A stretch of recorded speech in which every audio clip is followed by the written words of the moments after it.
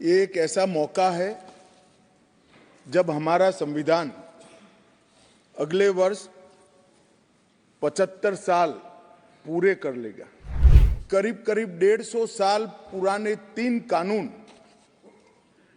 जो हमारी criminal justice system, आपराधिक न्याय प्रणाली को गवर्न करते हैं, वो तीनों कानूनों में पहली बार मोदी जी के नेतृत्व में भारतीयता, भारतीय संविधान और भारत की जनता का चिंता करने वाले बहुत आमूलचूल परिवर्तन लेकर मैं आया हूं। हमने मान्यवर कहा था कि अयोध्या में जितना हो सके उतना जल्दी राम मंदिर बनाएंगे और 22 जनवरी को वहां पर राम लल्ला विराजमान होंगे। नमस्कार दोस्तों, देश की संसद में 3 महत्वपूर्ण विधेयक केंद्रीय गृह मंत्री अमित शाह ने पेश किए, जिसमें पहली बार मॉब लिंचिंग, देशद्रोह के कानूनों में बदलाव किया गया है।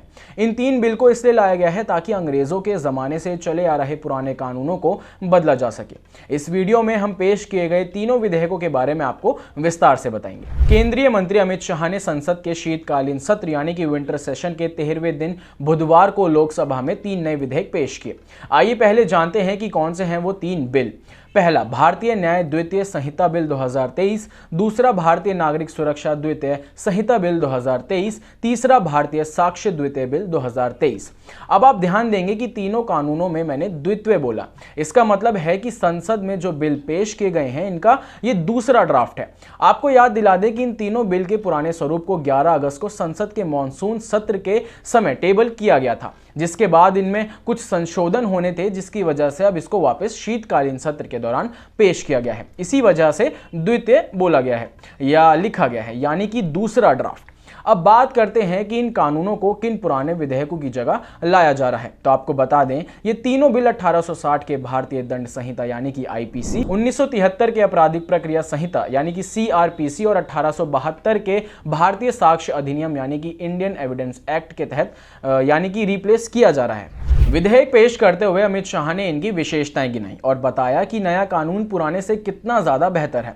उन्होंने कहा कि पहले के कानूनों के तहत ब्रिटिश राज की सलामती प्राथमिकता थी, लेकिन अब मानव सुरक्षा और देश की सुरक्षा को प्राथमिकता दी गई है। पहले के बिल में वो उस समय के दंड के लिए उपयुक्त थे, पर अब जो बदलाव किए गए हैं उससे आम जनता को न्याय मिलेगा।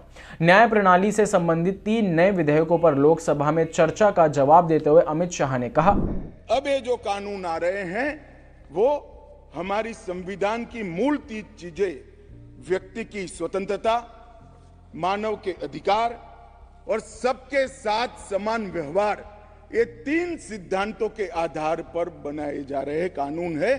आइए अब जानते हैं इन बिल्स के बारे में अच्छे से, यानी कि इनके मुख्य प्रावधानों के बारे में। सबसे पहले बात करते हैं भारतीय न्याय संहिता बिल 2023 की, जो रिप्लेस करेगा 1860 के आईपीसी यानी कि इंडियन पीनल कोड को, जिसमें पहले 511 धाराएं थी। अब भारतीय न्याय संहिता में सिर्फ 356 धाराएं होंगी, जिसमें 175 धाराओं में बदलाव हुए हैं, 8 नई धाराएं जोड़ी गई हैं और 22 धाराओं को खत्म किया गया है।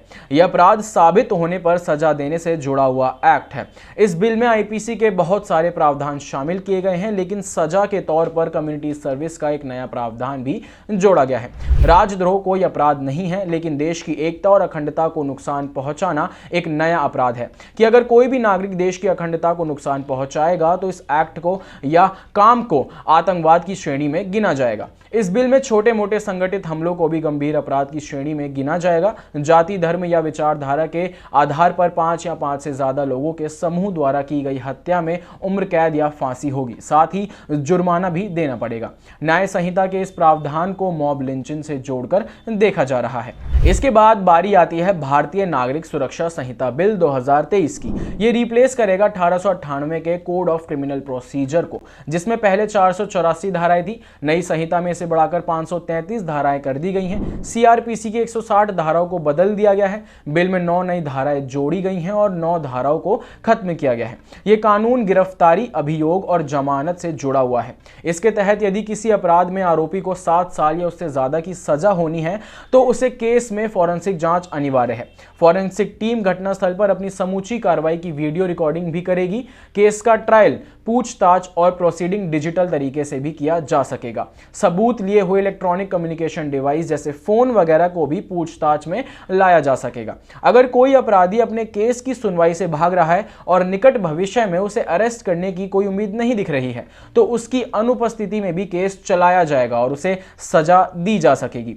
जांच के लिए हैंडराइटिंग के साथ साथ उंगली की छाप और वॉइस सैंपल भी लिए जा सकेंगे। जांच एजेंसियां ये सैंपल उन लोगों से भी ले सकती है जिन्हें अरेस्ट नहीं किया गया है। अब बात करते हैं तीसरे कानून की, यानी कि भारतीय साक्ष्य बिल 2023 की। यह 1872 के इंडियन एविडेंस एक्ट को रिप्लेस करेगा जिसमें 167 धाराएं थी। नए कानून में 170 धाराएं होंगी। इसके लिए 23 धाराओं में बदलाव किया गया है, एक नई धारा जोड़ी गई है और 5 धाराएं निरस्त की गई हैं। यह कानून किसी अपराध या सबूत या कन्फेशन के तथ्य से जुड़ा हुआ है। नई संहिता डिजिटल रिकॉर्ड को भी डॉक्यूमेंट में जोड़ती है। पुराना एविडेंस एक्ट इलेक्ट्रॉनिक रिकॉर्ड को सेकेंडरी एविडेंस में रखता था, बल्कि संहिता यह मांग करती है कि यह रिकॉर्ड प्राइमरी एविडेंस होना चाहिए। नई संहिता सेकेंडरी एविडेंस में मौखिक और लिखित एविडेंस को रखती है। नई संहिता सबूतों की पुष्टि करने वाले लोगों की टेस्टिमनी को भी सेकेंडरी एविडेंस में रखती है। नई संहिता में पुलिस कस्टडी 15 दिनों से ज्यादा बढ़ाई जा सकती है, अधिक से अधिक 90 दिनों तक। तो ये तीनों विधेयकों के मुख्य प्रावधान जो मैंने अभी आपको बताए हैं, तो संक्षिप्त रूप से मोटा मोटा यही है और जो प्रावधानों में बदला गया है।